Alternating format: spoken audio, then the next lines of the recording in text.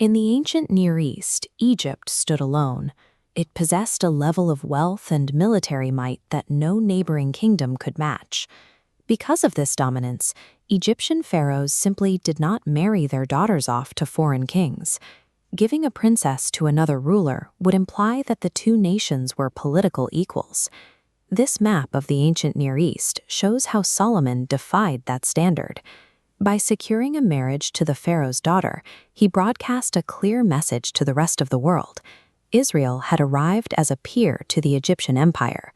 The immediate results were highly lucrative. The treaty locked in regional stability and opened a floodgate for secured trade to flow directly into Jerusalem.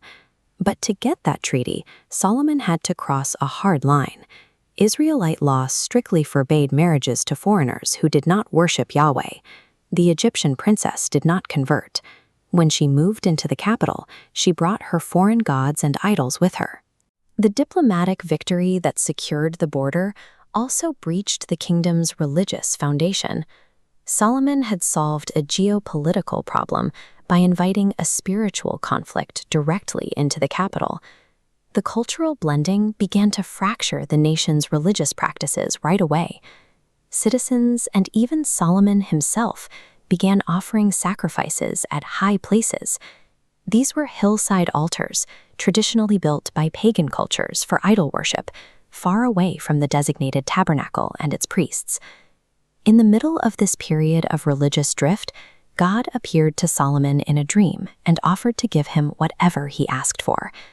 Instead of asking for more leverage as a newly minted global power, Solomon answered with striking humility. He described himself as a little child, lacking the experience required to govern his people. He bypassed requests for longer life, deeper wealth, or military dominance. He asked specifically for the ability to discern right from wrong so he could fairly judge the nation. God granted the request, throwing in the wealth and honor Solomon didn't ask for. But the offer came with a strict condition. The promises would only be fulfilled if Solomon walked in God's ways and kept his commands. Solomon walked away from the dream with divine backing, yet his position remained entirely dependent on his obedience to the very laws his recent political marriage had actively broken. The new king's discernment was immediately tested in a highly public, seemingly unsolvable legal dispute. This diagram illustrates the impossible legal puzzle. Two prostitutes living in the same house had both recently given birth.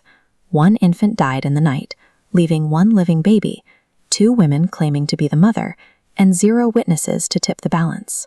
To break the stalemate, Solomon issued a brutal order: take a sword and cut the living child in half, giving a piece to each woman. The ruling instantly flushed out the impostor. Driven by pure jealousy, the liar accepted the destruction of the child, preferring that neither of them have a baby at all. But the true mother felt an immediate, agonizing panic. To save the infant's life, she surrendered her claim entirely, begging the king to give the baby to the other woman. Without the ability to rely on DNA testing or physical evidence, Solomon bypassed abstract philosophy. He applied extreme psychological pressure to force their hidden motives to the surface. He possessed an absolute genius for slicing through deception and accurately diagnosing the flaws in other people. Yet the man who could perfectly read the hearts of two strangers in a courtroom was entirely blind to the danger growing inside his own palace. That initial Egyptian alliance, celebrated as a brilliant move, gave foreign idol worship a permanent foothold in Israel. Over time, those practices spread and entrenched themselves in the culture. This internal spiritual rot directly triggered the warning God had delivered back in the dream. Solomon failed the condition of obedience.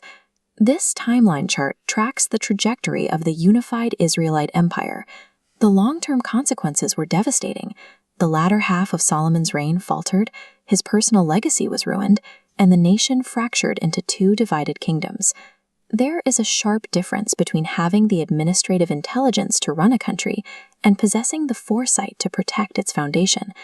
Wisdom relies on the foresight to recognize that trading core principles for temporary security inevitably destroys the very thing it aims to protect.